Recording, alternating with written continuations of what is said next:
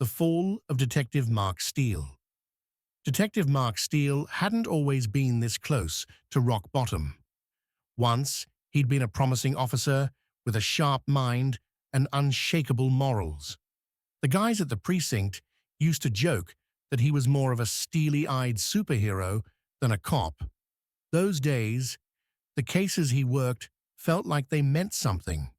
Putting away murderers and drug kingpins felt satisfying, rewarding, even if it cost him sleep and relationships.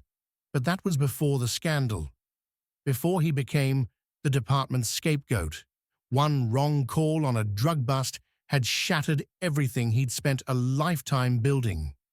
He'd been a year away from making lieutenant when it happened. A tip had come in about a local dealer, a small-time player with connections to some higher-ups in the city's organized crime network.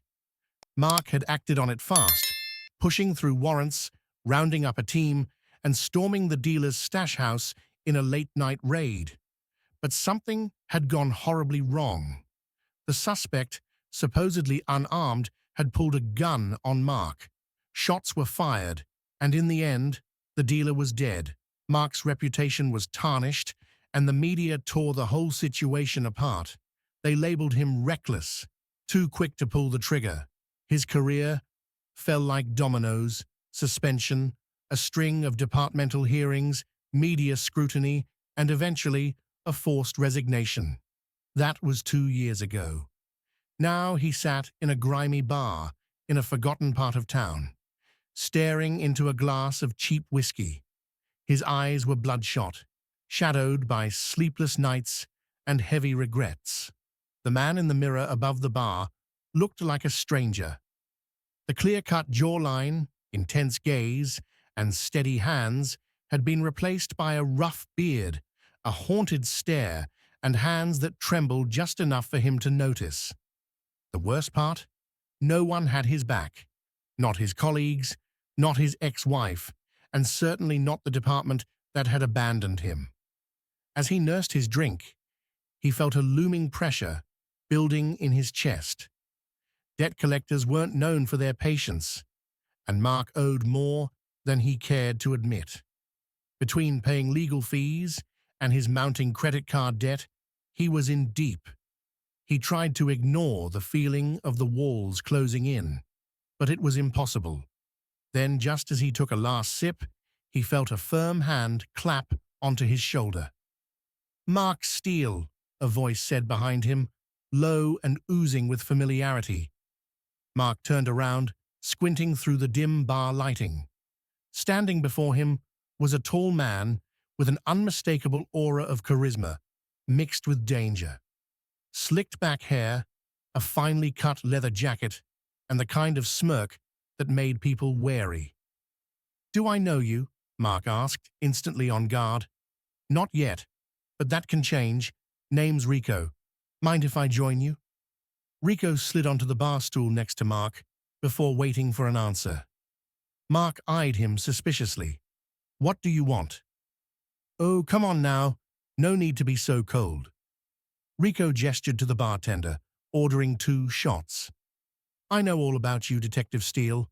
Former detective, I should say. You got a raw deal, didn't you?" The comment stung, but Mark kept his face unreadable. "What's it to you?" "Look, I know you're in a bind. What if I told you there's a way out? Something that'll wipe out all those debts in one go? Give you a chance to start over?" Mark narrowed his eyes, instantly suspicious. "You think I haven't heard this before? Last guy who offered me a way out wanted me to sell him police files." Rico chuckled, sliding one of the shots across to Mark. "This is different. It's a job. One night, big payout." "Let me guess," Mark muttered, taking the shot despite his instincts telling him to leave. "It's illegal." Rico grinned, his eyes gleaming. "Well, let's just say it's more like evening the playing field. Ever heard of the Romano brothers?" Mark had. The Romano brothers ran one of the largest gangs in the city, with a tight grip on drug trafficking, weapons, and money laundering. They were ruthless, dangerous, and nearly untouchable. Go on, Mark said, curiosity breaking through his caution. They've got a stash house, Rico explained, his voice dropping to a near whisper. Inside, you'll find a mountain of cash, high-end contraband, enough to set someone up for life. All we gotta do is get in, take what's ours, and get out. But here's the kicker. I need someone who knows how the cops work, someone who can spot potential issues, and shall we say, plan for the worst. So you want a cop for a heist? Mark let out a bitter laugh. Why me? Why not just buy off one of the new rookies? Rico shook his head. You think I haven't tried? None of them have what you have. A lifetime of experience. And more importantly, a reason to want to screw the system. I know you've got nothing left to lose, Mark. Mark's fingers tightened around the shot glass. Rico was right. He didn't have much left. Still, he'd spent his whole life on the other side of the law. Crossing over felt wrong, even if he was bitter about how things had turned out. But that debt, his empty apartment, the bills piling up on his kitchen counter, all of it weighed on him. Rico could see the gears turning in Mark's head and leaned in closer. Think about it, Steele, he said. You play your cards right, and this is your last job. One and done. No more debts. No more running from loan sharks. You'll be free. Mark stared down at the empty glass, his mind churning. For so long, he'd lived by a code, by rules. But what had that gotten him? Nothing. Maybe it was time to break free, to live by his own rules. He looked up at Rico, his decision made. When and where? That night, as Mark lay in his small, worn-out bed, he couldn't shake the sense of unease settling over him. Rico was charming, persuasive, and dangerous.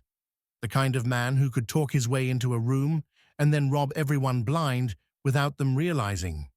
Yet, something about him didn't add up. Why had he been so quick to approach Mark, to offer him this chance? And why would a man as smooth as Rico need a disgraced ex-cop on his team? The more he thought about it, the clearer it became that Rico had his own motives. But with his back against the wall, Mark felt he had no choice. The next day, Mark met Rico in a grimy warehouse in the outskirts of the city. The rest of the crew was already there, each of them sizing him up with a mix of curiosity and wariness. There was Tanya, the tech expert with a knack for hacking into anything, from traffic lights to security cameras. She was petite, with sharp eyes and a confidence that bordered on arrogance. Then there was Victor, a hulking man with scars that told a story of years spent in street fights and underground brawls. His cold stare lingered on Mark, sizing him up as if he were prey. Lastly, there was Leon, a wiry guy with a mischievous grin and an aura of restless energy. Leon was their getaway driver, and he didn't bother hiding his distrust of Mark. So, this is the ex-cop, Victor muttered, folding his arms. Doesn't look like much. Mark kept his face neutral, ignoring the bait. Rico stepped between them, grinning. Relax, Victor. Mark's on our side now, and believe me, we need someone like him if we want this to go smoothly. As Rico began explaining the plan, Mark felt a twinge of unease. The Romano stash house was heavily guarded, outfitted with the best security money could buy. Even with Tanya's tech skills, it wouldn't be easy. And yet Rico seemed confident, almost too confident. Mark couldn't shake the feeling that Rico knew something he wasn't sharing. By the time Rico finished, the crew dispersed to prepare for the heist. But as Mark lingered, watching Rico and his team, that nagging suspicion only grew. Why did they need him specifically? And why now? Mark tried to bury his doubts, but as he left the warehouse, and walked back to his apartment. One thing was clear. This wasn't just a heist. It was a game, one where Mark was both a player and a pawn. And if he didn't play it right, he might not live to see the other side. Mark Steele didn't sleep that night. He sat on the edge of his bed, his thoughts a storm of doubts, regrets, and desperation. Every time he closed his eyes, his mind replayed the last conversation with Rico, the words echoing through his skull. One night, big payout, a way out. A small part of him clung to the hope that this could be the opportunity to escape his downward spiral, to get out from under the pile of debt and shame that had built up over the years. But that hope was quickly smothered by the harsh truth. Nothing came for free. Everything had a price. And this job, this heist, would demand more than just his skills. The next day, he threw on his old leather jacket, the one that still bore the faintest traces of his past career, embossed with the insignia of the police force that had discarded him. It felt like a weight, that badge he'd once worn with pride, now a relic of the man he used to be. His fingers brushed over it as he looked at himself in the mirror, the face of someone who had been broken and rebuilt by his own choices. By noon, Mark found himself walking into a seedy coffee shop at the edge of town. The smell of stale coffee hung in the air, mixing with the scent of old wood and cigarette smoke. Rico had told him to meet here, and Mark hadn't questioned it. Rico was already sitting at a table in the back, an espresso in front of him, looking every bit the part of a man who had all the answers. Mark could tell he was waiting for him, that smug look still planted firmly on his face. "Glad you came," Rico said, flashing a smile as Mark sat down across from him. "I'll admit, I wasn't sure you'd take the bait." Mark grunted, his eyes scanning the room to make sure no one was paying attention. "Yeah, well, I'm here now. What's the deal?" Rico leaned back in his chair, swirling the coffee in his cup as though he was savoring the moment. "I like you, Steele. You know what you're doing. You know how to move in the shadows, how to read a room. But what I need is someone who's seen both sides, someone who knows the ins and outs of law enforcement but isn't afraid to break the rules." Mark's eyes narrowed. That's exactly what he'd said last time. It felt rehearsed, too smooth. "Why me?" Mark asked bluntly. "You could have gotten anyone off the street to help you." Rico raised an eyebrow. "True, but no one else has your expertise. I want a guy who's been there, done that. You've worked busts, you know how cops think, and you can predict their moves before they make them." Mark's gaze hardened, but he said nothing. Rico knew how to push his buttons. "I don't need to tell you that your debt is a mess," Rico continued, leaning forward now, his voice dropping. "You're up to your neck in it, Steele. And you know as well as I do that the banks aren't interested in mercy. They want you to fail. I'm offering you a way out of that prison. You get in with us and all that shit, the loans, the creditors, it's gone. Wiped clean." Mark's jaw clenched. "How do I know you're not just another scam artist?"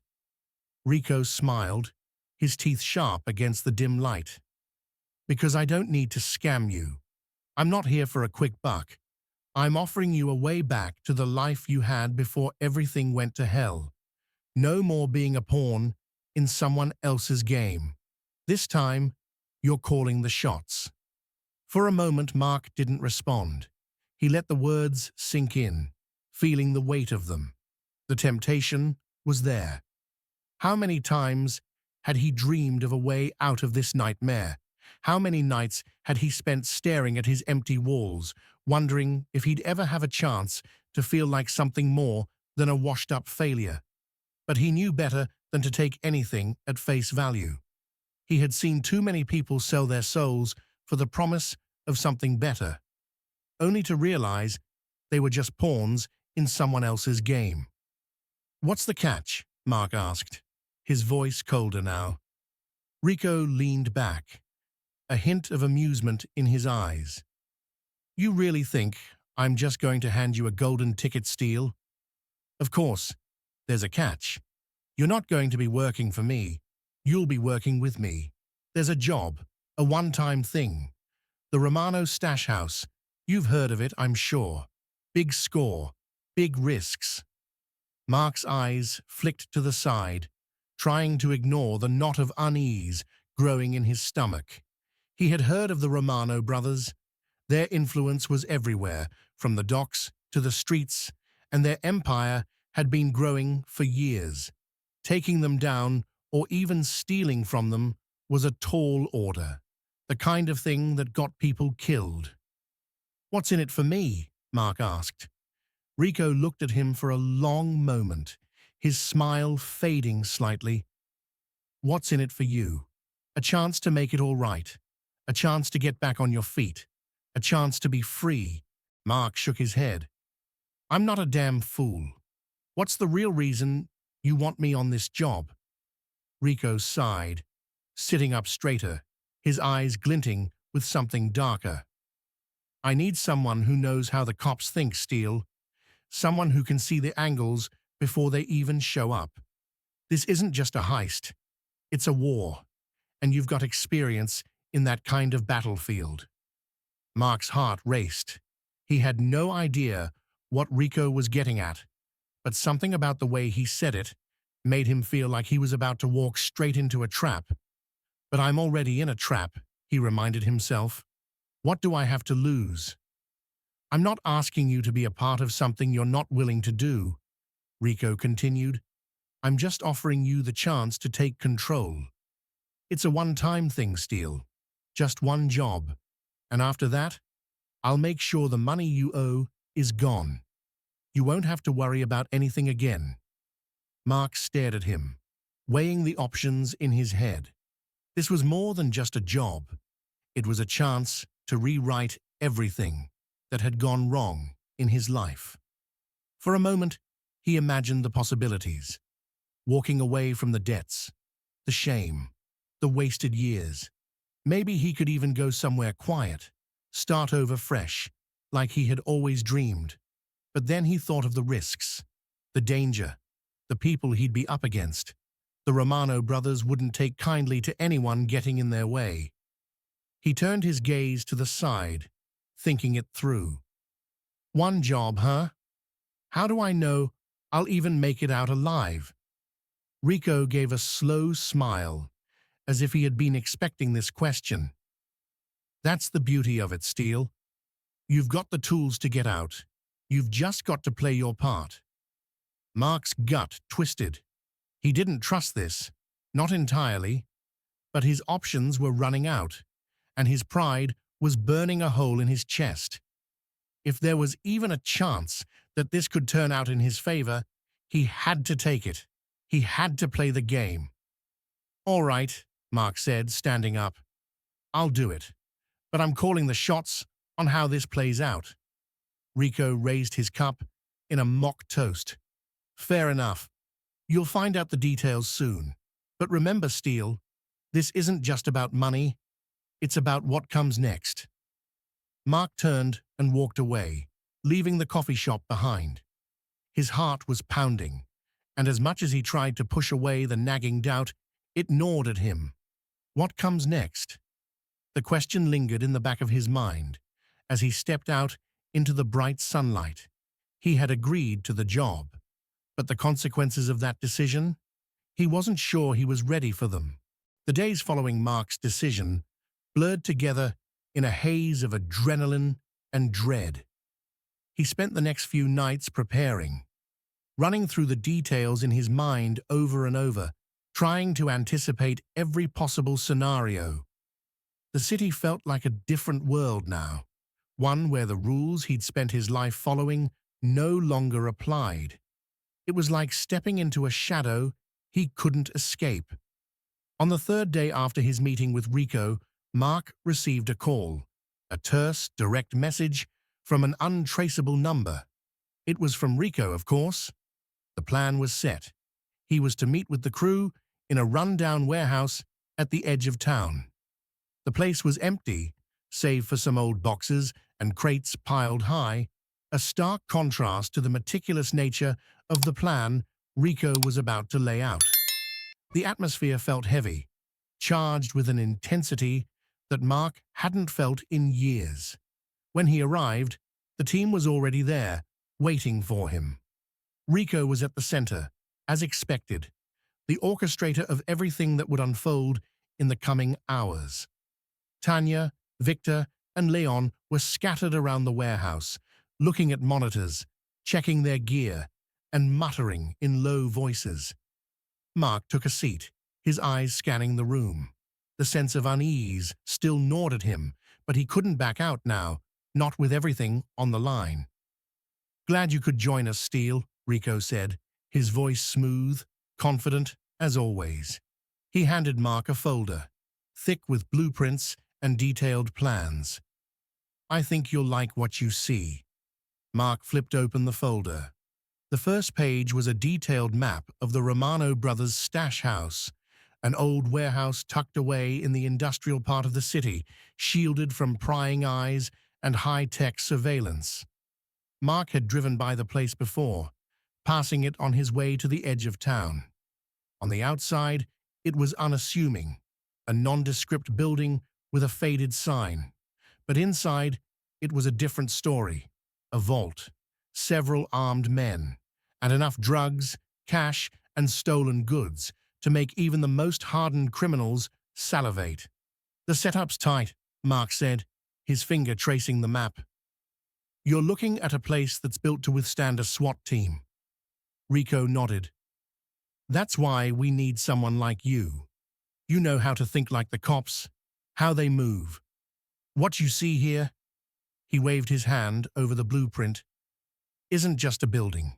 It's a chessboard, and we need someone who can read the moves before the game starts." Mark looked over the plan again, running through it in his head. The blueprints were well drawn, but there were a lot of moving parts. He wasn't just worried about the cops. The Romano brothers' men would be armed, and from what he knew, they wouldn't hesitate to kill anyone who tried to steal from them. "Who's inside?" Mark asked, already knowing the answer. Rico glanced at Tanya, who brought up a screen showing a live feed of the stash house's exterior. "It's a small crew. The Romandos keep it tight. They've got maybe 4 or 5 guys inside, most of them low level. Nothing we can't handle." Mark raised an eyebrow. "You sure about that?" "Positive," Rico replied, smiling. "It's all about the timing, and that's where you come in." Mark didn't respond right away. Something felt off. It was too clean, too simple. He had seen enough to know that a job like this didn't go off without complications. Something always went wrong. Always. "So, what's the plan?" Mark finally asked. Rico leaned forward, pulling out another set of papers. "We've got the vault's security system compromised. Tanya's already hacked into their cameras and alarms. She'll be the one guiding us through the building. We won't have to worry about getting caught on tape, and I'll be running point on the crew. Leon will handle the getaway. The exit route is already set." Mark was quiet for a moment, absorbing the information. "And me?" he asked, trying to keep his voice steady. "What's my role?" Rico smiled. "You're the wild card, Steele. You've got the mind to think on your feet. I need you to keep us one step ahead of anyone who tries to stop us. The cops will probably be on the scene in minutes, so you've got to be ready to act quickly. And if things get complicated, we'll need someone with your experience to make sure we get out." Tanya, who had been sitting by a table covered with laptops, looked up. Her voice was calm, but with a certain edge to it. "We've got your back, Steele. Just follow the plan, and we won't have any problems, but don't forget, you're not just a cop anymore. You're one of us." Mark looked at her, then Leon, and finally Victor. They were all in. No hesitation, No second guessing. It made him nervous, but he couldn't back down now. "All right," Mark said, closing the folder. "I'll do my part, but if we get caught, you're all on your own." Victor chuckled darkly. "We don't plan on getting caught. This is going to be clean." The crew ran through the final details over the next few hours. Mark went over his role in the plan, reviewing his routes through the building, the security measures in place, and the exit strategy. Leon would be in the car, ready to move as soon as they were out. Tanya would be watching the cameras, feeding them information in real time. And Victor, well, Victor's job was simple: to make sure nothing went wrong on the inside. As the evening wore on, the nerves began to settle in. Mark could feel the weight of what was about to happen. This wasn't just another job. This wasn't just another bust. It was a heist, a violent, high-stakes gamble where everyone had something to lose. But what really unsettled him wasn't the danger. It was the realization that this was it, the moment where he crossed the line.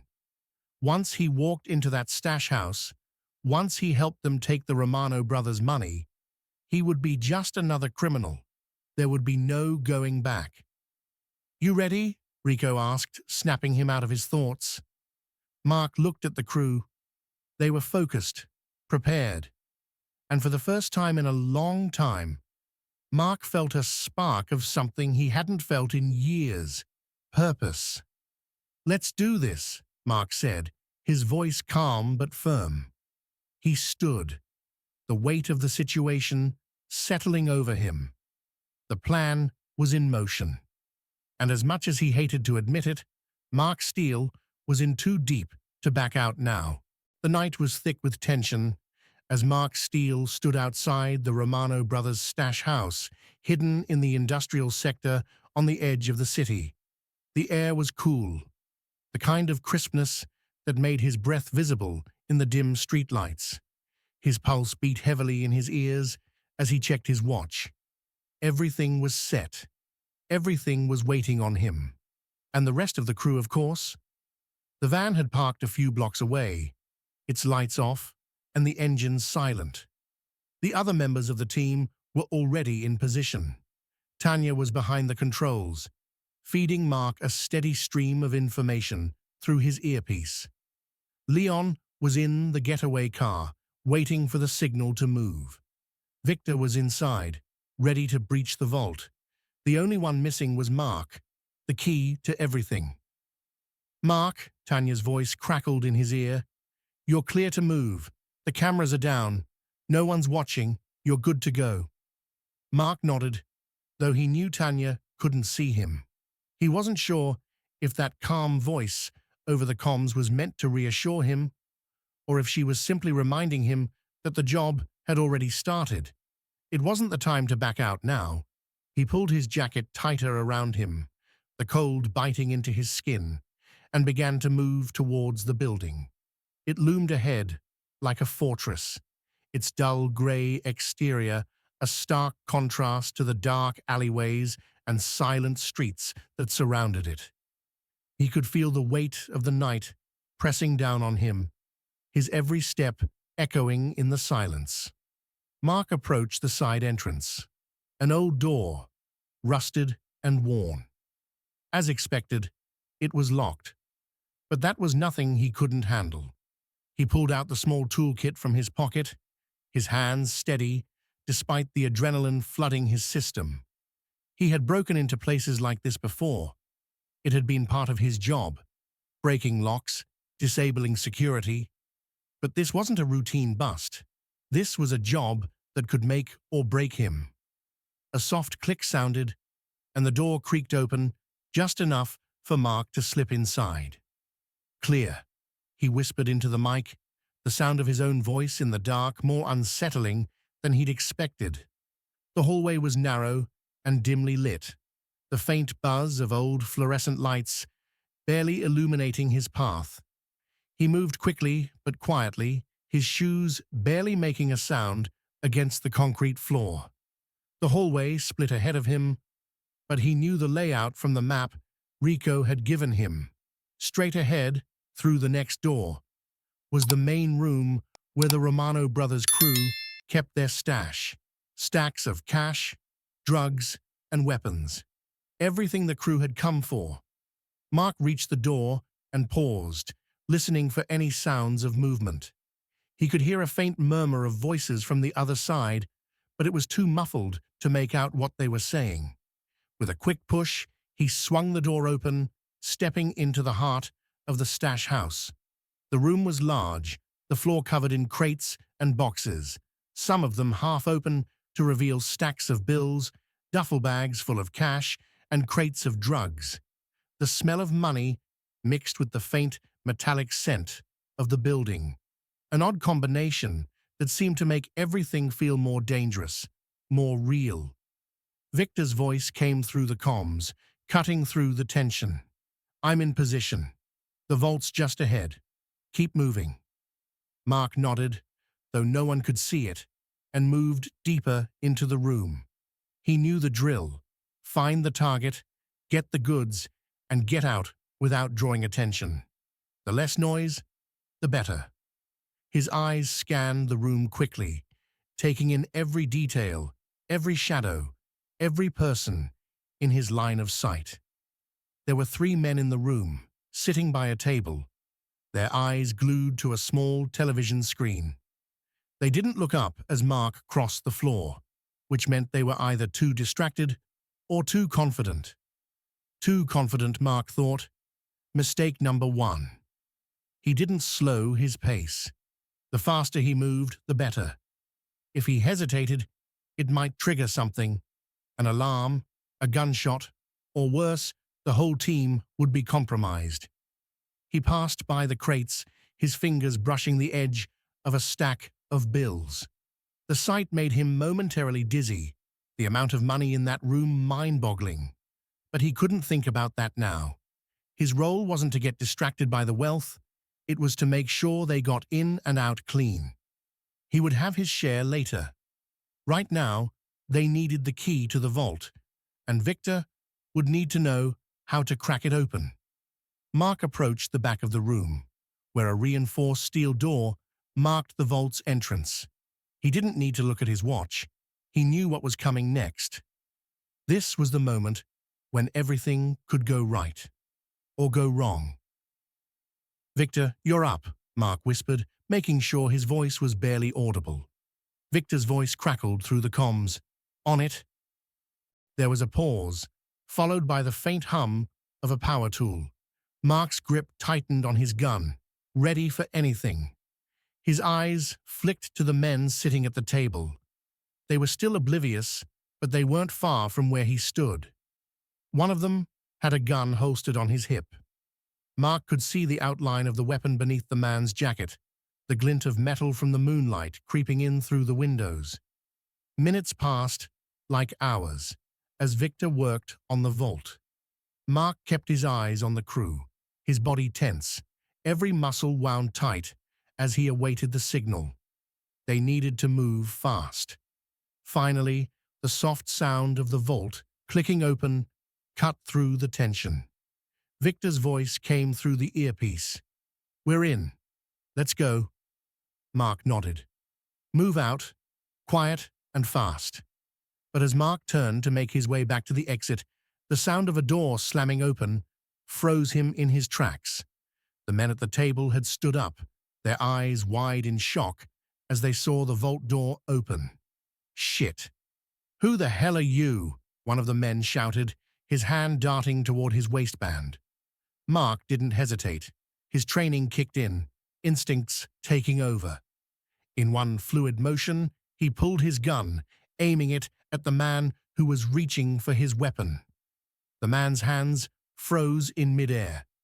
"Don't move," Mark growled, his voice low but commanding. He quickly assessed the situation. There were 3 of them, and they were already on alert. Any wrong move, and this could spiral out of control. Tanya's voice rang out in his earpiece, a warning. "Mark, we've got company. Looks like the Romano brothers are on their way." Mark's stomach tightened. They had no time. He couldn't afford a shootout here, not with the cops on the way. The man who had been about to draw his weapon seemed to think better of it and slowly lowered his hands, raising his palms in surrender. But Mark wasn't taking any chances. He moved quickly, slamming the butt of his gun into the man's face, knocking him to the ground. The other two men started to move, but Mark was already ahead of them. He dove behind a stack of crates, rolling as he went, his gun raised. "Move! Go! Go!" Mark shouted into his comms. The room erupted into chaos as gunfire rang out. Mark's heart hammered in his chest. He didn't have time to think. All he could do was move, react, survive. "Get to the exit," Victor barked. "We've got the cash. Now let's go." Mark's mind raced. The escape had to be quick. If they didn't move fast enough, the whole plan would collapse. The sound of sirens grew louder in the distance. The cops were coming. Mark sprinted for the door, his pulse thundering in his ears. But just as he reached the exit, a burst of gunfire rang out, striking the crate just inches from his head. He ducked, narrowly avoiding the bullet, and scrambled for cover. The Romano crew was closing in. And then, just as quickly, the world went black. The world around Mark felt muffled, like he was submerged in water. His body ached, and a sharp sting in his side told him he'd been grazed by the bullet. Blood oozed slowly from the wound, but it wasn't life-threatening yet. His heart was pounding in his chest, echoing in his ears. He could still hear the chaos unfolding around him. The rapid-fire shots from the Romano crew, the deafening screech of tires outside as the cops closed in. The sirens were a relentless warning, growing louder with every passing second. "Move, Steele. Move now." The thought pierced through the fog in his mind, snapping him back to reality. His instincts kicked in, overriding the pain, the confusion. Mark's body reacted before his brain fully registered what was happening. He shoved himself from the ground, ignoring the sharp twinge in his side, and scrambled toward the door. A glance over his shoulder revealed that the Romano men were still closing in, but they hadn't seen him yet. They were distracted, maybe assuming he'd been hit. That would work in his favor. For now, Mark's eyes scanned the area as he slipped into the shadows, staying low. His breathing was ragged, but he forced himself to steady it, to quiet the panic that threatened to overwhelm him. He couldn't afford to lose his focus. Not now. Not when everything was falling apart.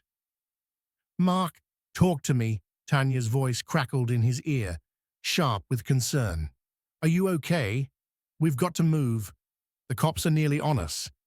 He swallowed hard, trying to suppress the rising panic in his chest. "I'm good. Just grazed. Where are we on the escape?" Tanya didn't hesitate. "I've got your route. Head west. There's a narrow alley that'll get you to a car. We've got Leon ready to go. It's your best shot. The cops will be on the main roads in 2 minutes." 2 minutes. The words felt like a countdown, and every second stretched longer than the last. Mark nodded, even though she couldn't see it. He knew what he had to do. Without another word, he darted into the alley, his footsteps silent against the cold pavement. The alley was dark, lined with dumpsters and abandoned boxes. The perfect place to hide, but also a trap if anyone followed him. Don't think about that. Just keep moving. The pain in his side was becoming sharper, but he ignored it, pushing himself harder, faster. Every step brought him closer to the exit, to freedom, but also closer to the unknown. This was no longer just about the heist. It was about survival. As Mark turned the corner, the light from a street lamp momentarily blinded him. He squinted against the glare, his senses heightened, alert to every sound. He heard footsteps behind him, loud, purposeful, Shit. Mark whirled around, bringing his gun up instinctively, but the figure that emerged from the shadows was not a threat. It was Victor, his face tense but determined.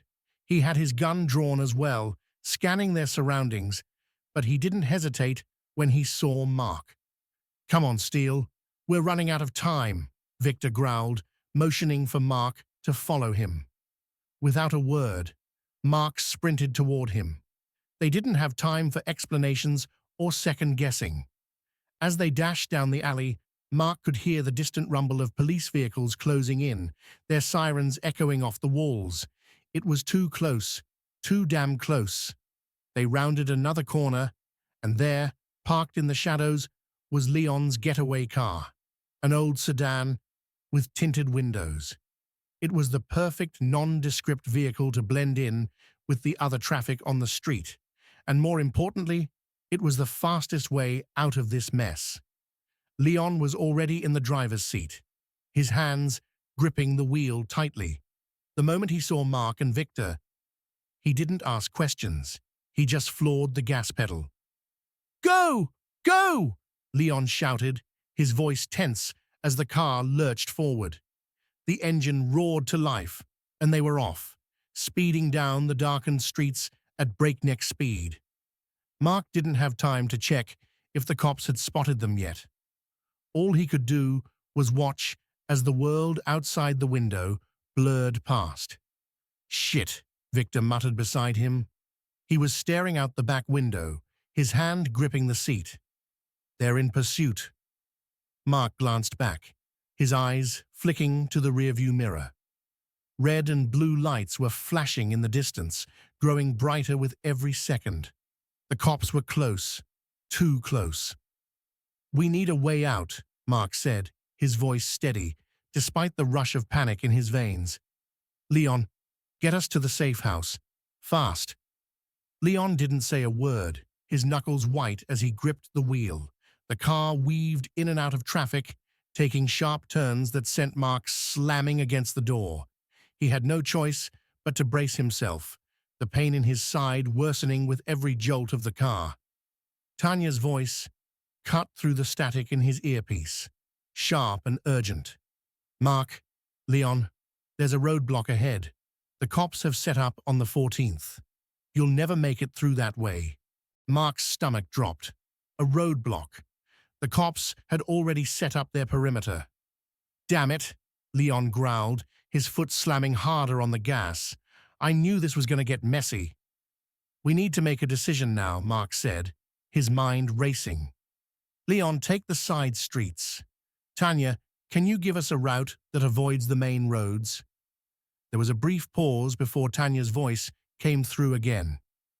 "Got it. Turning you right. You'll have a clear shot if you take a left after 2 blocks." Leon didn't hesitate. He jerked the wheel, slamming the car left and speeding down an alley, narrowly missing a dumpster. The sound of sirens still echoed behind them, but Mark had faith in Tanya's directions. If she said they had a shot, they would take it.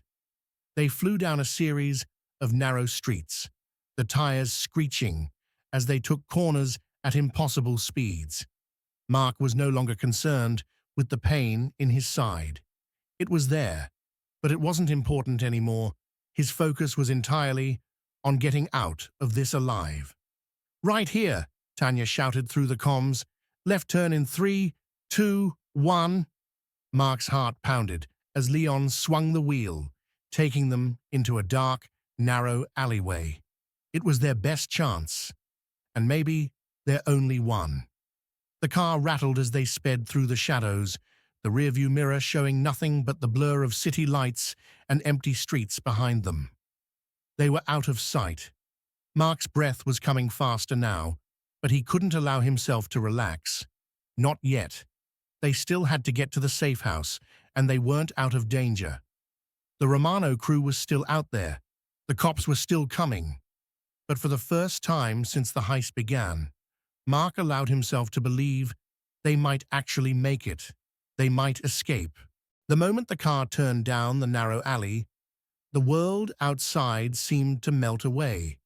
leaving only the rhythm of the engine, the rush of wind through the cracked windows, and the chaotic hum of sirens far behind them. The dim glow of streetlights flickered past like ghostly shadows, but Mark didn't let his guard down, not even for a second. Leon drove with a skill that made the tight corners and narrow lanes look effortless, but Mark knew better than to get comfortable. Their window of escape was short. It wouldn't take long for the police to figure out their new route and start closing in again. Almost there, Tanya's voice came through the earpiece, calm, but with a hint of urgency. You've got about 5 minutes before the roadblock is completely clear. Stay sharp. Mark didn't respond immediately, his eyes scanning the dark streets outside. The pain in his side had dulled into a constant throb, but his focus was sharp. Every inch of him was tuned to the reality of what was happening, and right now, everything screamed danger. Victor, sitting next to him in the back seat, was unusually silent. His eyes darted between Mark and Leon, his fingers drumming nervously on his knee. The tension in the car was palpable, and Mark could sense it too. There was something off about this whole thing. The heist, the escape, it felt like it was all spiraling beyond control. Stay quiet. Let's focus on getting to the safe house first, Mark said, breaking the silence. His voice came out hoarse, but it was steady. For now. The car hit another tight corner, and for a moment, Mark felt the car skid slightly, tires screeching as they barely avoided a crash. Leon cursed under his breath, but the car kept moving. It didn't slow down. Mark's mind was working on overdrive. His thoughts were a blur, bouncing between the past, the heist, the Romano brothers, and the impending danger of the cops. As they raced through the city's back alleys, Mark's thoughts drifted back to his life before all this, a life that had seemed so different, so far away. The memories were fragments now, faded like old photographs, but in the back of his mind, there was a nagging feeling, a voice that told him things were never going to go back to the way they were. Not after tonight. They turned another corner, and the safe house was just ahead. It was a rundown building, tucked away behind an old warehouse, the kind of place you wouldn't notice unless you knew exactly where to look. It was quiet. Too quiet. Leon pulled the car into a darkened parking space behind the building, killing the engine. The sound of the tires, rolling to a stop, felt too loud in the dead silence. "We're here," Leon said, but there was an edge to his voice that Mark couldn't ignore. Victor's gaze flicked to Mark, and there was a strange look in his eyes, a look that didn't sit right. Mark opened his door, wincing slightly from the pain in his side. "Let's get inside. We're not out of the woods yet." The three men stepped out of the car, the cold night air hitting Mark's face like a slap. He ignored the chill, keeping his eyes on the safe house. This was supposed to be their sanctuary, their place to regroup. They could lay low, patch up their wounds, and figure out their next move. But as they moved toward the building, Mark noticed something was wrong. The door to the safe house was slightly ajar. It wasn't much, but it was enough to set off a cold wave of dread in his gut. "Wait," Mark muttered, stopping in his tracks. He held up a hand, signaling the others to do the same. "Something's off." Victor shot him a hard look, his eyes narrowing in suspicion. "What are you talking about?" "I'm telling you, the door's open," Mark said, his voice low but firm. He felt the familiar weight of his gun in its holster, but there was a growing unease in his chest. Something wasn't right. Leon cursed under his breath. "We're exposed here. Let's move in and check it out. We can't afford to be seen." Mark didn't move. He was frozen, his senses on high alert. His mind raced, remembering something from earlier, something he had dismissed. The way Victor had been acting, how he kept looking over his shoulder, the slight tension in his movements. It didn't take long for the pieces to come together. Victor. Mark's instincts were rarely wrong. He wasn't sure what it was, but something told him that Victor knew more than he was letting on. "We're not going in there without a plan," Mark said firmly, his voice cold as he stepped toward Victor. Victor's eyes flicked to him, an unreadable expression on his face. Then, without warning, he pulled his gun from its holster and pointed it at Mark. Mark's heart skipped a beat. His hand moved instinctively to his own weapon, but he didn't draw it. Not yet. "What the hell are you doing?" Leon shouted, his voice rising in surprise. "Victor, what the hell?" "Quiet," Victor snapped, his gaze never leaving Mark. "You didn't think I was going to let you walk away from this, did you?" Mark's mind was racing, but he kept his face neutral. His pulse was pounding, but he knew one thing for sure. He was no longer dealing with the same man he'd trusted only hours ago. Victor took a step closer, his gun still trained on Mark. The Romano brothers didn't want just any cop. They wanted you, Steele. They knew what you were capable of. They knew you'd take the fall for this, just like you always do. Mark's breath caught in his throat. "You set me up," he whispered. The realization hit him like a punch to the gut. Victor smirked, his eyes cold. "It was the perfect plan. Use you to get inside, then make sure you're the one left holding the bag. All you had to do was think you were in control." Leon was still trying to process the situation, his mouth hanging open in disbelief. "You sold us out?" Victor didn't answer him. He didn't need to. His expression said it all. Mark's mind was whirling, but he didn't let his guard drop. He'd been trained to handle situations like this. He knew what Victor was after: Mark's life. The Romano brothers wouldn't take kindly to a betrayal, especially not one that left their operation in shambles. Mark's voice was low and calm, but every word carried weight. "If you kill me now, you'll never get out of this. The cops are already looking for us. The Romano brothers will be coming for you next." Victor's eyes darkened, but there was doubt in his expression. It was there for just a moment, but it was enough. Mark took a step forward, carefully closing the distance between them. "You can still walk away from this. You can still get out of it. But if you pull that trigger, it's over. For both of us." The gun wavered slightly in Victor's hand, and in that moment, Mark made his move. With lightning speed, he grabbed Victor's wrist, twisting it until the gun fell to the ground with a clatter. He followed up with a brutal punch to Victor's stomach, knocking the wind out of him. Victor staggered back, gasping for air. Mark didn't waste time. He snatched the gun off the ground and pointed it at Victor. "Get out of my way." Victor was still gasping for air, his face flushed with rage. "You think this is over?" "No," Mark replied, his voice cold and steady. "But I'm not dying tonight." Mark turned to Leon, his gaze hard. "Get inside. Now." Leon hesitated for a split second, before nodding and moving toward the safe house. Mark kept his gun trained on Victor as he followed, but he didn't trust the situation, not for a second.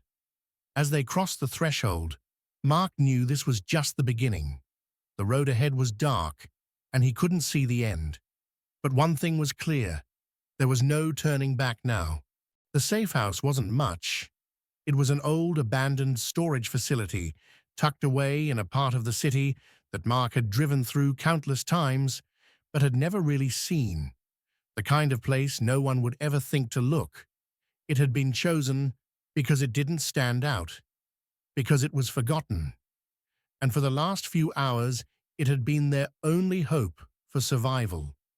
But now, with Victor's betrayal hanging like a weight over them, Mark had no illusions. The safe house wasn't a sanctuary anymore. It was just another place to wait for the storm to hit. Mark stepped inside first, his gun still gripped tightly in his hand. He couldn't afford to drop his guard, not with Victor and Leon both behind him. The tension in the air was thick enough to choke on, but Mark didn't let it faze him. The warehouse smelled like dust and old leather, the flickering overhead light casting a dim, sickly glow on the cracked concrete floor. The space was bare, save for a few stacked boxes, the remnants of the building's old purpose. Mark's boots clicked sharply on the floor as he moved cautiously, his eyes scanning every corner for threats. Leon followed closely behind him, his expression unreadable, but his hands were visibly shaking. Mark didn't know if it was from fear, anger, or just the weight of everything crashing down on them. "Get some distance," Mark said quietly, his voice cutting through the tension. "We need to think. The Romano brothers will be coming soon, and we need a plan." Leon nodded, but it was clear he didn't have the answers. Victor, on the other hand, was a different story. He had fallen silent after the fight outside, but Mark could see the fury burning behind his eyes. Mark didn't know if the rage was because of the betrayal, the failed plan, or if it was the realization that he might not make it out of this alive.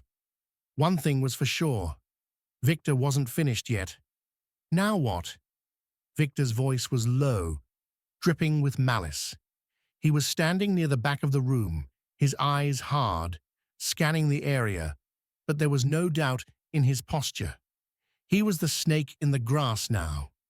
Mark had exposed him, but Victor was still dangerous.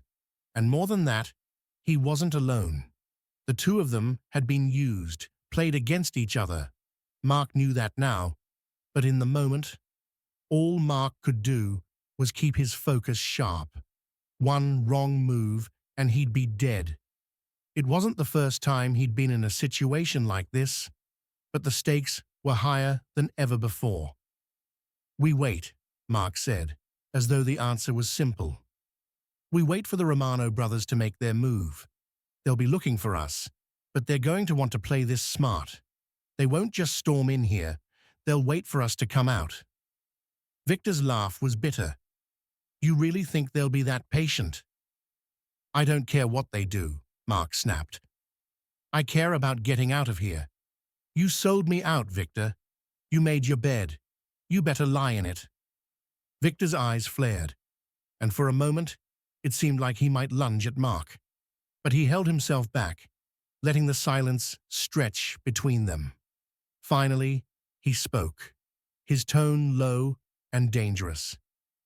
"You don't get it, do you?" he said, his voice filled with venom. "You've always been the pawn in someone else's game, Steele. The cops, the criminals, they all use you. They used you tonight, and you didn't even see it. Hell, you didn't see me coming, did you?" Mark's hand tightened on his gun, but he didn't respond. He didn't need to. Victor continued, his smirk never leaving his face. "I've been a step ahead of you the whole time. You were too blinded by your own damn code to realize you were playing right into their hands." Mark took a slow, controlled breath. Victor's words were just another attempt to rattle him, but Mark wasn't going to let it work. He wasn't the same cop who had joined the force with ideals in his head, thinking the world was black and white. He had learned the hard way that there were no clear lines anymore. But there was one thing that hadn't changed. He was still alive. "Enough," Mark growled, cutting him off. "I don't care about your games. You're on your own now. I'm getting out of here, with or without you." Victor stepped forward, his hand moving to the holster at his waist. Mark's heart skipped a beat. Before he could react, a loud crash echoed through the safe house, followed by the unmistakable sound of heavy boots on the concrete. Mark's entire body tensed as his eyes locked onto the door. It was them, the Romano brothers. "Move," Mark barked, his instincts kicking in. He didn't wait for Victor or Leon. He sprinted toward the back of the building, heading for the narrow corridor that would lead to the rear exit. His mind was a blur, but one thought was clear. He had to get out. He had to get away before the Romano brothers closed in. Behind him, he heard Leon's footsteps as he followed, his breath ragged. Victor was still lingering, but Mark didn't look back. The sound of the Romano crew getting closer echoed in his ears, the rhythmic pounding of boots telling him they were only moments away from being trapped. Come on, Mark muttered, his heart racing as he reached the back door. He was almost there, almost free, but just as he reached for the handle, a voice from behind stopped him cold. Not so fast, Steele. Mark froze. His blood ran cold as he turned slowly, his hand still gripping the door handle. Victor was standing there, his gun drawn, aimed directly at Mark's chest. Victor, Mark said quietly, his eyes narrowing. Don't do this. Victor's face was unreadable, but there was a flash of something in his eyes. Something dark. You were always the hero, weren't you? Always the one who thought he could play both sides. Always the one who thought he could fix things. Mark took a step back, his mind running through the options, calculating every move. But there was no easy answer now. The walls were closing in, both physically and metaphorically. He could hear the Romano men getting closer, their voices loud and menacing. He didn't have time to talk his way out of this. You really think you can walk away from this? Victor sneered. You've been used, Steele. They've been using you the entire time. Mark's jaw clenched, his grip tightening on his gun. I'm done playing their game, Victor.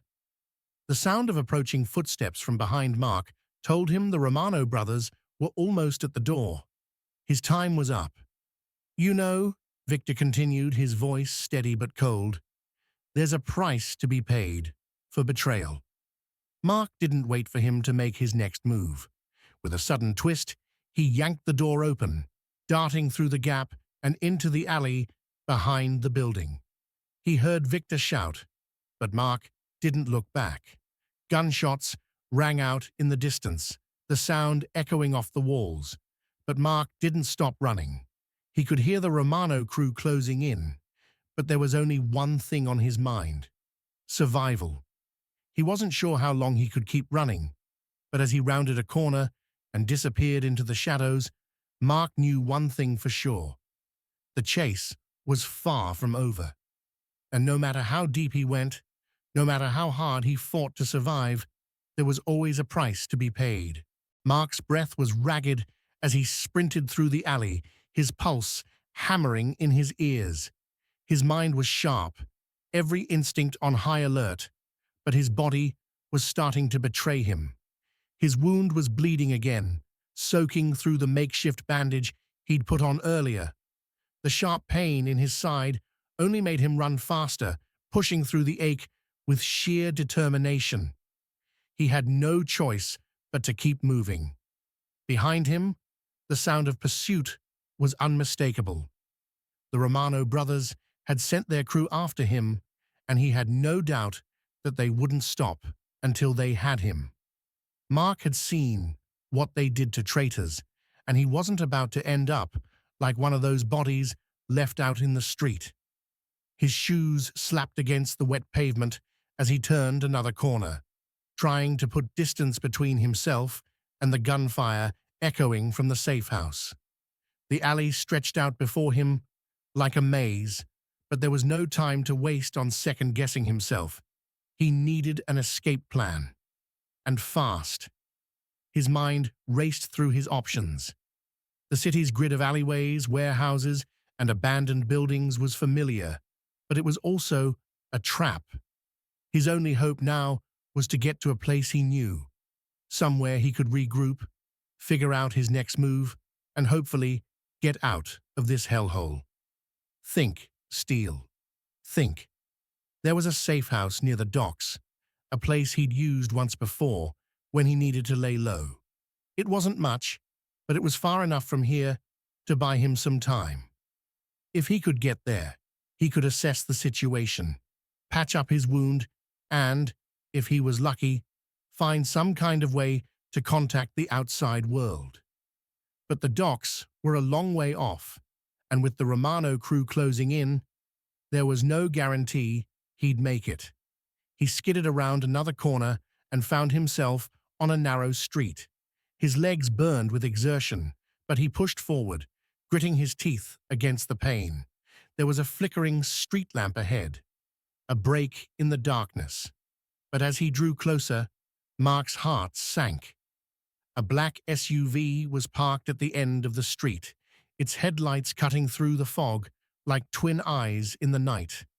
The engine was running. The car was waiting. And Mark had no doubt that it was waiting for him. They've got eyes on the street. Mark's breath caught in his throat. He knew the odds were slim, but he had to make a choice: stay and try to find another way out, or take a chance on the unknown. The Romano crew had people in the city, and if they had eyes on the ground here, it wouldn't be long before they figured out where he was. With no more time to think, he dove into a nearby doorway, his sides screaming in protest as he pressed himself against the cold brick wall. He held his breath, listening to the sounds of the street. The faint hum of the SUV's engine was still there, but now there was something else. A faint sound, a whisper in the dark. He stepped out from his hiding place, slowly, quietly, and saw her. Tanya. Her silhouette was barely visible in the shadows, but Mark knew it was her. Tanya was one of the few people he'd ever truly trusted, back when he still had faith in the world. She was an operative with connections to a group that had been running counter-surveillance for years. He didn't know the full details, but he'd been to her when he needed help before, and right now it looked like he was going to need it again. Tanya held up a hand, signaling him to keep quiet. Her voice, low and controlled, barely carried over the sound of the street. "You've been a real mess, Steele," she said, her eyes narrowing as she scanned the street. "But I guess that's nothing new." Mark's mind was still racing, but he forced himself to focus. "What the hell are you doing here? You've got no idea what's going on." "Actually, I know exactly what's going on," Tanya replied, a hint of amusement in her voice. "You've gotten yourself into a real mess, but you're not the only one with enemies, Steele. The Romano brothers are looking for you, but so are a lot of other people." Mark's eyes locked onto hers, suspicion creeping into his thoughts. "Why should I trust you? You've been gone for years." Tanya gave him a knowing look, her eyes glinting in the dim light. "Because I'm your only chance, Steele. Right now, we're both running out of time, and if you want out of this alive, you're going to need my help." Mark hesitated, his mind reeling. Tanya had always been a wild card, but she knew the game better than most. She had her own agenda, but there was no denying that she'd been in situations like this before. And more importantly, she knew how to get out of them. "All right," Mark said, his voice steady but filled with a raw edge of urgency. "What's the play?" Tanya's lips curled into a half-smile. "We need to get to the docks. There's a boat waiting for us, but we need to move fast." "The docks? That's too far. They've got the whole city locked down. You're asking for a miracle." Tanya's eyes hardened. "If you want a miracle, go pray. If you want to survive, we move now." Before Mark could say anything else, she stepped into the street, her footsteps light but purposeful. Mark followed, his senses on full alert. The black SUV was still parked up the street, but the engine was now idling, the sound muffled by the thick fog. There was no sign of anyone inside, but Mark wasn't taking any chances. They moved quickly, Tanya taking the lead, as she navigated through the narrow alleys and side streets. Mark kept his gun in his hand, ready for anything. He couldn't afford to be caught off guard again. The Romano brothers had their reach, and if they were as close as Tanya said, it wouldn't be long before they'd be on his tail. Tanya stopped abruptly, holding up her hand to signal Mark to freeze. She glanced around the corner of the building they were behind, her eyes scanning the street. Then, in a low voice, she spoke. "They're here, 2 cars, just around the corner. The Romano crew. We don't have much time." Mark's heart skipped a beat. He could hear the sound of engines revving in the distance, and the unmistakable hum of tires skimming over asphalt. They were closing in. "Shit," Mark muttered. He glanced at Tanya. "Can you get us out of here?" Tanya didn't hesitate. "Follow me." She led him further into the maze of alleyways, moving with the precision of someone who knew the city like the back of their hand. Mark's mind was still racing. He knew this was the moment. This was the final gamble. If we make it to the docks, we might just have a shot. The city was a labyrinth, but somewhere in that labyrinth, there was a way out, and he was going to find it, no matter what. The sound of the engines grew louder as Mark and Tanya moved deeper into the labyrinth of alleyways. Their footsteps were the only sound that broke the eerie silence of the night, but even that seemed too loud. Mark's mind was spinning. He didn't have the luxury of time anymore, didn't have the luxury of second-guessing every move. His gun felt heavier with each passing step. The weight of it, a grim reminder of what was at stake. Tanya kept moving like she was born to navigate these streets, weaving through the maze of abandoned buildings and dead-end alleys. Mark kept his eyes forward, forcing himself to concentrate despite the growing dread in the pit of his stomach. The Romano brothers were out there, closing in. The idea of escape was slipping further away with every passing moment. "I thought you were off the grid," Mark said, his voice tight with suspicion as he jogged beside her. "What the hell are you doing back in this mess?" Tanya didn't slow down. Her eyes flickered over her shoulder, but she didn't break stride. "You think I'm here because I want to be?" She paused, her voice low but sharp. "You've got no idea what's going on, Steele. No idea who's been pulling the strings. But if you think you're the only one in this mess, you're wrong." Mark's brows furrowed. Tanya had always been a wild card, a player in the shadows, but this wasn't like her. "So, what's going on? Why are you involved?" "Because the same people who wanted you dead are the same people who wanted me out of the picture." She shot him a quick glance. "The same people who've been pulling the strings for the Romano brothers. You're not the only one who's been used, Steele. The difference is, I know how to get out." Mark's heart pounded as her words sank in. The same people. That was the key. Whoever had set him up, whoever had orchestrated this entire thing, had a far bigger hand in all of this than he could have ever imagined. Tanya's involvement only complicated matters. But then again, Mark had never really trusted the world of shadows, and that's exactly where he'd found himself now. As they rounded another corner, Tanya stopped suddenly, holding her hand up. Mark instinctively reached for his gun, his finger tightening around the grip. "Wait," Tanya whispered.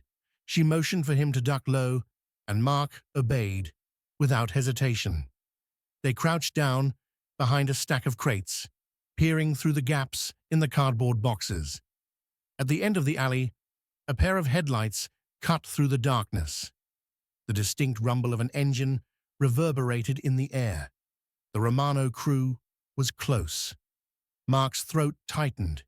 They had to be right on top of them. 2 cars minimum, Tanya muttered. "Romano's boys aren't playing games. They're making sure they have you cornered." Mark's chest tightened with anxiety. "How much further to the docks?" Tanya glanced around the corner, her eyes scanning the street. "Not much farther, but the way is blocked. They've got people posted at every exit." Mark cursed under his breath. This was it. If they didn't make it to the docks now, they might never get out. "Is there another way?" he asked, his voice sharp. Tanya looked at him, her face set in determination. "There's a hidden route, a few blocks away, but we'll need to move fast, and we'll need to be smart." Mark nodded, steeling himself for what was coming. He had no choice but to follow her lead. His only chance of survival was getting out of the city, and getting out alive. Tanya checked the street once more, then motioned for him to follow. They moved quickly, sticking to the shadows. Mark's mind was racing. He kept thinking about the people he'd betrayed, the life he'd left behind. Everything that had led him to this point now seemed like a distant memory, a cruel illusion. The only thing real now was the present. The alleyways twisted and turned, the streets growing darker and more desolate with every step. Mark couldn't shake the feeling that the walls were closing in. His instincts screamed at him to move faster, but Tanya was the one who knew the city. She was his only guide now. After what felt like an eternity, they reached a narrow, crumbling street that Mark didn't recognize. Tanya motioned to a rusty fire escape ladder on the side of a building. "This is the route," she said, her voice low but firm. "Up there, then across the rooftops. It'll lead us around the block and into the warehouse district. From there, we should be able to make it to the docks." Mark hesitated for only a second. It wasn't a plan. It wasn't a perfect escape. But it was the only one he had. He grabbed the ladder, his fingers aching from the cold as he pulled himself up. The metal creaked under his weight, but it held. Tanya was right behind him, her movements fluid and precise. They reached the roof just as the sound of the engines grew louder. Mark's heart pounded in his chest, his breath coming in sharp gasps. He couldn't afford to make any noise now. Tanya moved first, a shadow darting from one rooftop to the next. Mark followed as quickly as he could, his injured side throbbing with every movement. The rooftops were a maze, an endless expanse of brick and debris. But Tanya moved like she had done this 1,000 times before. Mark had no choice but to trust her, even if the nagging suspicion in the back of his mind told him there was more to this than he could see. Finally, after what felt like hours, they reached the edge of the last building. Tanya dropped down into an alley below, and Mark followed, barely landing on his feet. The ground was wet and slick from the night's rain, but there was no time to slow down. "Through here," Tanya whispered, pointing to a rusted door on the side of the building. "This'll lead us to the docks." They moved quickly, the sound of their footsteps muffled by the rain and the city's ambient noise. Mark could hear the distant hum of car engines, the deep growl of the Romano crew getting closer. But there was still a chance. If they made it to the docks, if they reached the boat Tanya had promised, they could escape. The door creaked as Tanya pushed it open. They slipped inside into a dark, musty corridor. Mark could barely see anything, but Tanya's hand was firm on his shoulder, guiding him forward. The tension in the air was suffocating. Every step felt like a countdown. He had no idea how much longer he had before the Romano brothers would catch up with them. But his mind was clear now. There was no turning back. They emerged from the corridor into an open space. The docks stretched out before them, the murky water lapping gently against the concrete. Mark's heart skipped a beat. There, at the far end, was a small boat. Its engine was running, the low hum a promise of escape. Tanya was already moving toward it. Mark followed, his pace quickening as the sound of footsteps echoed from behind. They were getting closer. Too close. Mark reached the boat just as the first car screeched to a stop at the end of the street. He saw the Romano crew spill out, their guns drawn. But it was too late. Tanya was already in the boat, her hand outstretched.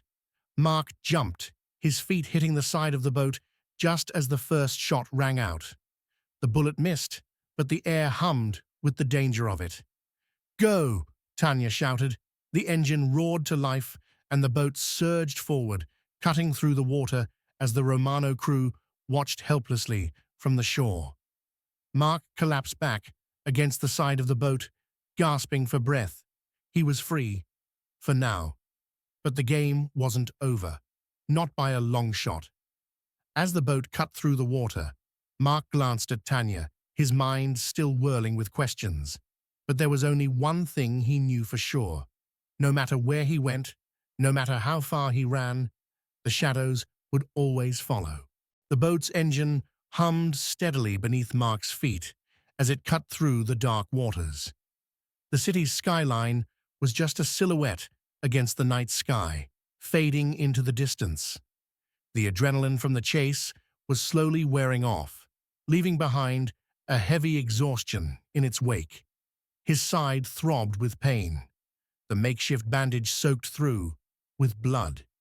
He hadn't had the time or the luxury to treat it properly.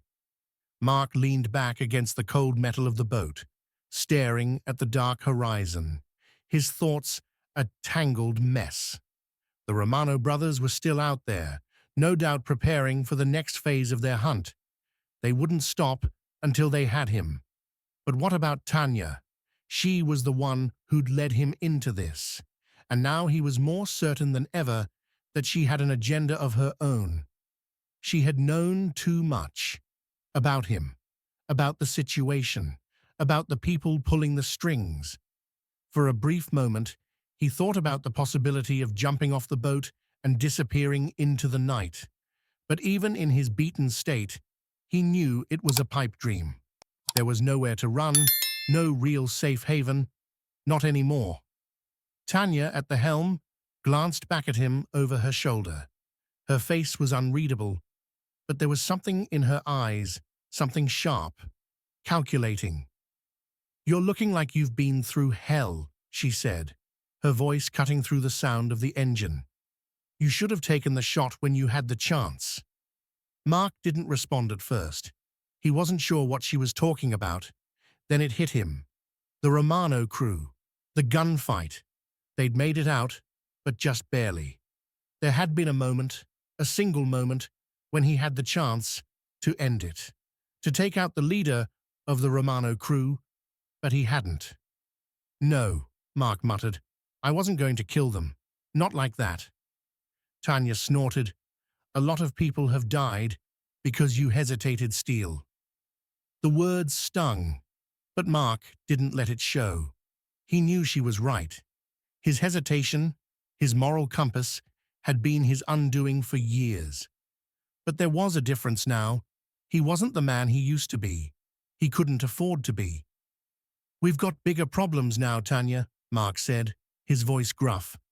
"They'll come after us. You know that." Tanya's lips curled into a thin smile. "I wouldn't be too worried about them. At least, not yet." Mark narrowed his eyes. "What do you mean by that?" "Just keep your head in the game," she replied cryptically, her attention returning to the boat's controls. "We're not out of the woods yet." Mark didn't ask any more questions. He couldn't afford to. Not with everything hanging by a thread. His mind raced as the boat sliced through the water, the city's lights fading behind them. He was no longer sure if he was running from the Romano brothers or from something far darker, something more dangerous than any gang or criminal enterprise. For the first time, he allowed himself to think about what Tanya had said. "The same people who wanted you dead are the same ones who wanted me out of the picture." Who was she talking about? And why had she been dragged into this mess? Mark didn't know the full story. Hell, he wasn't even sure he knew half of his own story anymore. They cruised in silence for the next hour, the only sound the low hum of the boat's engine, and the occasional splash of water against the hull. The air was thick with the smell of salt and the faint, metallic scent of blood. Mark's side still ached, but his mind was too full to focus on anything other than the constant hum of danger that clung to him like a shadow. Eventually, Tanya slowed the boat, bringing it alongside a dock nestled in the shadow of a large, derelict warehouse. The place was a far cry from anything Mark had seen in years. It was quiet, isolated, and dark, the kind of place where people disappeared. "This is where we get off," Tanya said, cutting the engine. She turned to Mark. "From here, we head inland. There's a safe house, but it's not the kind of place where you can just show up and relax. Keep your head on a swivel." Mark didn't question her. He had learned long ago that questioning Tanya's plans was a waste of time. She moved in ways that defied logic, and yet she always seemed to be one step ahead. Maybe it was time to trust her, for now. They climbed off the boat and onto the dock, the sound of their footsteps the only thing breaking the stillness of the night. Tanya led the way, her movements fluid, but there was an air of urgency to her steps. Mark followed, staying close, but keeping his senses alert. They passed by the rotting warehouse, the air heavy with decay. Something about the place felt wrong, but Mark couldn't place it. A few blocks down, they came to a small, nondescript building, a run-down storefront with dark windows and a barely visible sign. Tanya knocked 3 times, each tap deliberate and sharp. After a few moments, the door creaked open, and a man stepped out from the shadows. He was tall, broad-shouldered, with a rough face that seemed to have been carved out of stone. His eyes locked onto Tanya first, then shifted to Mark with the practiced gaze of someone who had seen it all. "You've got some nerve showing up here," the man grunted, his voice thick with disdain. Tanya didn't flinch. "I need a place to lay low, for both of us." The man's gaze flickered between them, then he stepped aside to let them through. "Don't bring your problems here," he warned. They entered the building, and Mark found himself in a small, dimly lit room. There was little furniture, just a few chairs, a table covered in old maps and equipment, and a stack of crates in the corner. The atmosphere was claustrophobic, heavy with the scent of stale air and oil. The man who had let them in moved to the back of the room, where a rickety staircase led up to a loft. "You're lucky to be here," he said, his voice low but clear. "But you won't be here long if people start poking around." Tanya nodded in acknowledgement, but didn't say anything. Mark glanced around the room, his eyes landing on the old maps strewn across the table. There were markings on them, lines, circles, and notes in a language that was foreign to him. His mind raced as he tried to make sense of it all. "What is this place?" Mark finally asked, unable to hold back his curiosity any longer. "It's a safe house," Tanya replied, her voice cold. "It's been around for years. No one comes here unless they're in deep." "And who's behind it?" Mark pressed, stepping closer to the maps. "Who owns this?" Tanya hesitated, then gave him a hard look. "You're better off not knowing. Trust me." Mark didn't press the issue further. He had learned the hard way that sometimes not knowing was safer. His gaze shifted to the man by the stairs. "And what now?" Mark asked. Tanya leaned against the table, her arms crossed. "We wait." "For what?" "The storm. It's coming." Mark's stomach tightened.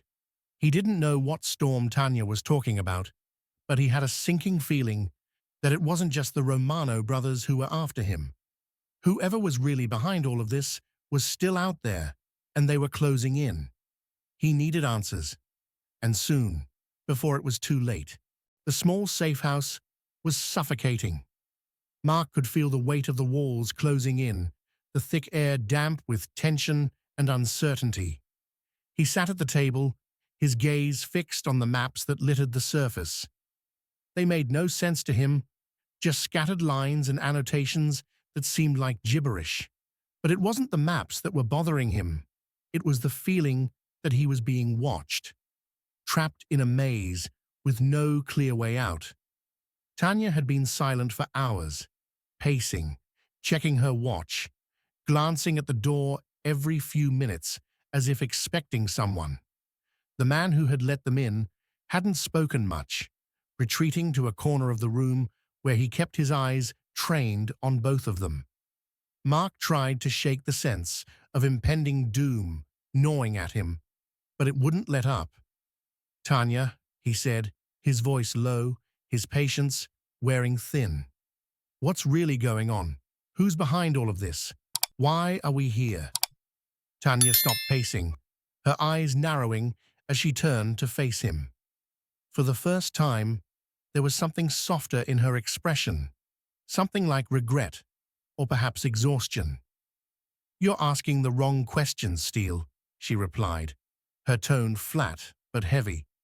"The real question is, how far are you willing to go to survive?" Mark's gut twisted. He wasn't sure he wanted to hear the answer, but he asked anyway. "What are you talking about?" Tanya moved to the table and picked up one of the maps, spreading it out before him. Her finger traced a line, and Mark followed her motion, seeing that it led to a specific location just outside the city, a remote industrial complex deep in the outskirts. "That's where it ends," she said. "That's where everything you've been running from is waiting." Mark leaned forward, his heart hammering. "What are you saying? Who do you think set you up?"